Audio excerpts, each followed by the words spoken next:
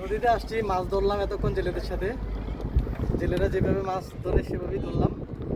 তো গোসল করা হয় নাই। এখন যেহেতু মাছ ধরা শেষ, খাবার দাবার খাবো। ইলিশ মাছ রান্না হয়েছে, গরম ভাত রান্না হয়েছে। ইলিশ মাছ রান্নার শেষের দিকে আমরা এই সুযোগে চিন্তা করছি গোসল করে ফেলি। এখন এই নদীর পানি তো অনেকদিন গোসল করি না নদীতে। হ্যাঁ,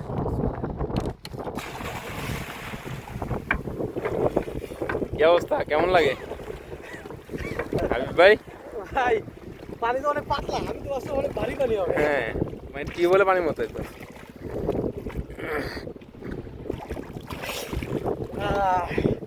সবাই পদ্মা নদীতে গোসল করতে চলে আসলে এর যে মজা আসলে আপনারা 1000 টাকা দিয়েও পাবেন না।